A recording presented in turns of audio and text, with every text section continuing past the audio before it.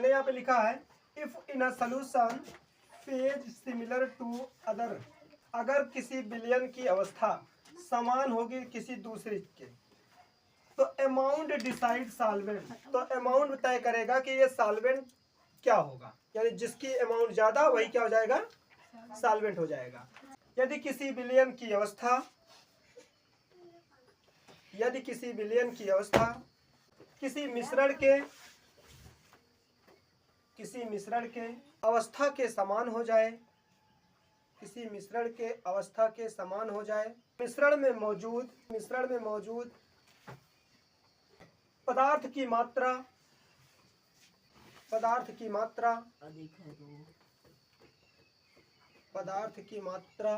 विलायक का निर्धारण करती है। इससे देखो साबित हो गया कि अगर कोई सलूशन है और उस सलूशन में जो मिक्सचर मिले हुए हैं, अगर हमारा मिक्सचर और हमारा सलूशन एक दूसरे से मैच कर जाए, मिक्सचर और सलूशन एक दूसरे से क्या कर जाए, मैच कर जाए, तो हमेशा ये डिसाइड होगा कि उसमें जिस चीज का अमाउंट सबसे ज्यादा होगा वही क्या होगा, विलायक होगा। ठीक है, चलो अभी मैं एक एग्जांपल लेकर के समझाता हूँ।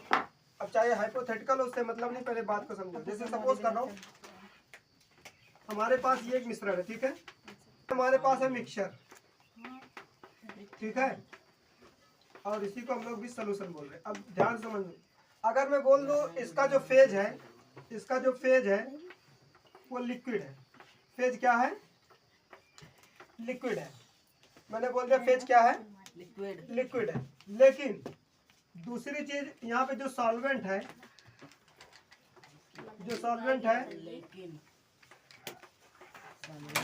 वो सॉलिड है, वो क्या है,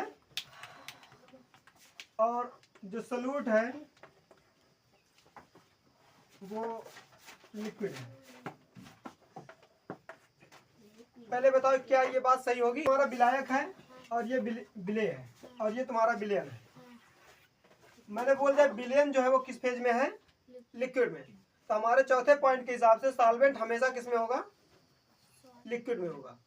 सॉल्वेंट किस, तो है कहाँ लिक्विड है, सॉलिड सर जी, सॉल्वेंट हमारा क्या होगा, लिक्विड होगा। तो ये चीज ध्यान देना, सॉल्यूशन जिस फेज में होगा सॉल्वेंट हमेशा उसी फेज में होगा। अब यहाँ पर मैंने बोल दिया कि भाई ये लिक्विड है लेकिन सॉल्यूट भी लिक्विड है, सॉल्यूट भी क्या है, लिक्विड है।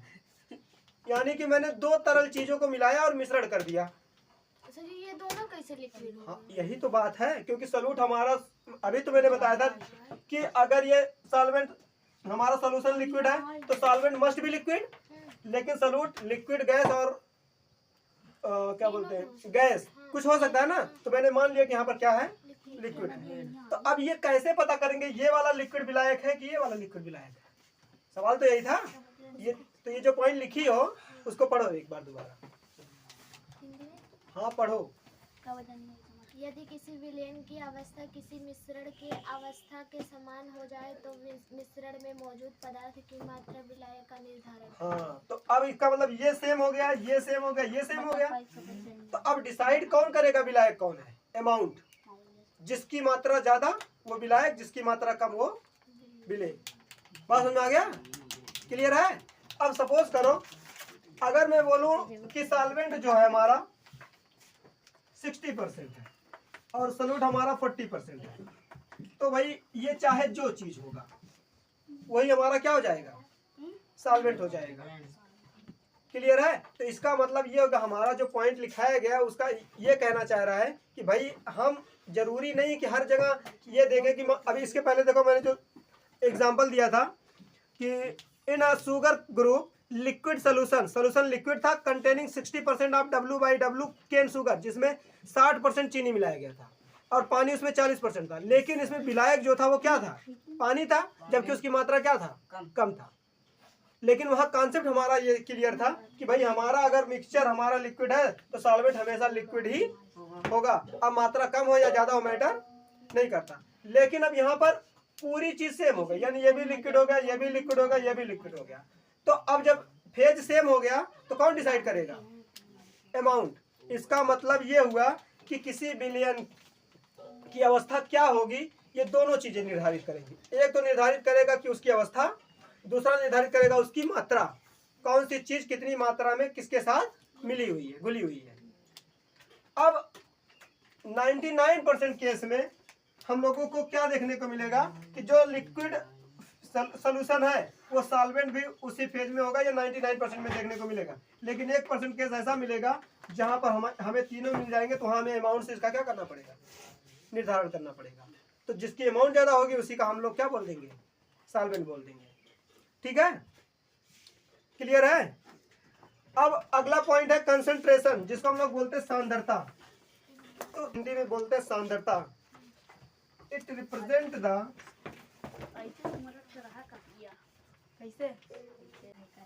लिखो, it represent the relative amount of, ये विद रिस्पेक्ट टू का मतलब क्या होता है, जिससे रिलेटिव एक वर्ड आया, मैंने बताया था ना। रिलेटिव का मतलब होता है कि इसी दूसरे के नजरिए से, ऐसा समझो। जैसे सपोज करो आप किसी बस में ट्रेवल करते हो, तो आपके रेस्पेक्ट में पेड़ पीछे जाते हुए दिखते हैं, लेकिन जो बंदा वहां रोड के किनारे खड़ा उसके रेस्पेक्ट में बस आगे जाती हुई दिखती है। तो दोनों का नजरिया अलग है। आप बस के अंदर, बस के फ्रेम में बैठ के देख रहे हो बाहर, तो आपके रेस्पेक्ट में वो चल रहा है, वो बाहर खड़ा, और आपकी बस चल रही है। समझ में आ रही है। तो ये मैटर करता है आप देख कहां से। तो ये विद रेस्पेक्ट टू का मतलब यह है कि किसी चीज की तुलना करना किसी दूसरे के रेस्पेक्ट में, है ना। अब समझो, जैसे मेरे पास ये एक सोल्यूशन है,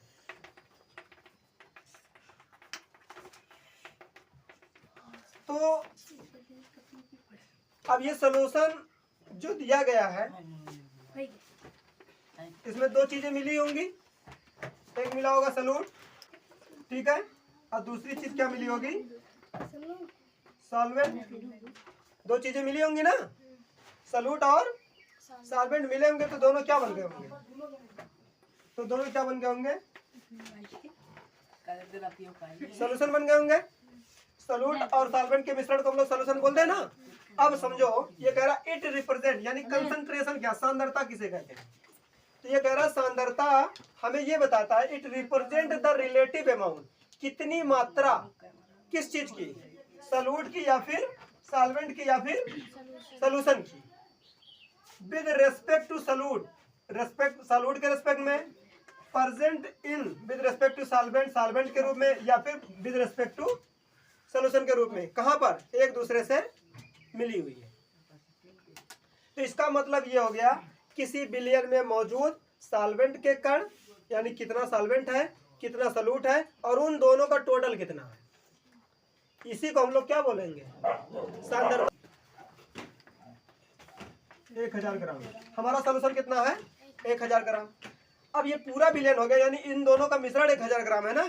अब वहीं पर मैं बोल दूं कि भैया सॉल्वेंट जो है वो 900 ग्राम है, और सॉल्यूट जो है हमारा कितना है, 100 ग्राम है। तो इन दोनों का मिश्रण कितना हो गया, टोटल 1000 ग्राम। अब अगर कोई आपसे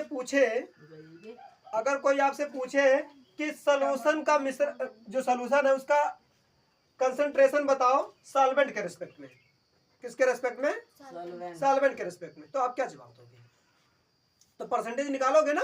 अब परसेंटेज निकालने के लिए आप क्या करोगे, आप लिखोगे, ध्यान से देखो, तो परसेंटेज निकालने के लिए 900 बटे 1000 गुणे 100, तो ये 2 जीरो से 2 जीरो कट गया, ये कट गया, तो आप बोलोगे 90%। 90% क्या निकल के आएगा, सॉल्वेंट, कि इस मिश्रण में 90% सॉल्वेंट है और 10% क्या है, सॉल्यूट है। बात समझ में आई। तो मैंने किसके रिस्पेक्ट में पूछा, सॉल्यूशन का मिश्रण पूछा सॉल्वेंट के रिस्पेक्ट में, ठीक। वहीं पर अगर मैं बोलूं इस विलयन का सांद्रता बताओ सॉल्यूट के रिस्पेक्ट में, तो आप क्या बोलोगे, तो यहाँ जो 900 वो क्या हो जाएगा, 100 हो जाएगा, और इसके बाद ये डबल जीरो से डबल जीरो कट जाएगा, बचेगा कितना, 10। तो मैं बोलूंगा विलयन की सांद्रता सॉल्यूट के पदों में कितनी है, 10%। 10% मतलब 100 ग्राम। क्लियर हुआ। तो कंसंट्रेशन हमें यह बताती है किसी भी प्रकार के विलयन में कितना अमाउंट घुला है किसी भी चीज का, चाहे वो सॉल्वेंट हो या फिर सॉल्यूट हो, ठीक है। अब जो सवाल आपसे पूछे जाएंगे वो इसी के रिस्पेक्ट में पूछे जाएंगे। तो कंसंट्रेशन हम लोग बेसिकली जो देखते हैं ना, ये उतार लियो ना। ठीक है, हाँ ठीक है। अब इंग्लिश वाला जो उतारे हो तो उसका हिंदी तो मैंने समझा भी तो दिया कि कोई चीज कितने अमाउंट में घुली हुई है। अब सॉल्वेंट कितने प्रकार का हो सकता है, सॉरी कंसंट्रेशन। अब कंसंट्रेशन देखो, पहले समझो। कंसंट्रेशन को हम लोग लिखते हैं ग्राम प्रति लीटर, ग्राम प्रति लीटर, यानी कितने अमाउंट, कितने लीटर विलायक में क्या है घुली हुई। इसी को हम लोग, दूसरा नाम हमारा क्या है, स्ट्रेंथ। इसी को हम लोग क्या बोलते हैं, स्ट्रेंथ। अब देखो, तो कंसंट्रेशन जो हम लोग देखेंगे, परसेंट W/W, द्रव्यमान द्रव्यमान के पदों में। दूसरा देखेंगे परसेंट W/V, द्रव्यमान आयतन के पदों में। तीसरा हम लोग देखेंगे परसेंट V/V, आयतन आयतन के पदों में। तो ये तीन तो बेसिक हो गया जो हम लोगों को पढ़ना है। अब इस कुछ एक्स्ट्रा हम लोग देखेंगे, मोलैरिटी, मोलरता और मोललता पढ़ती हो ना, तो मोलैरिटी। दूसरा है फॉर्मेलिटी।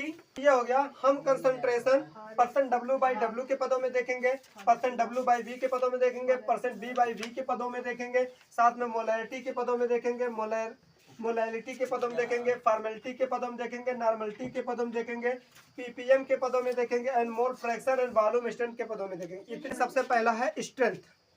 अब यहाँ से तुम्हारा चैप्टर सोल्यूशन स्टार्ट होने जा रहा है, ठीक है। अभी तक ये चैप्टर का ओवरव्यू था, ये उतार चुके हो ना।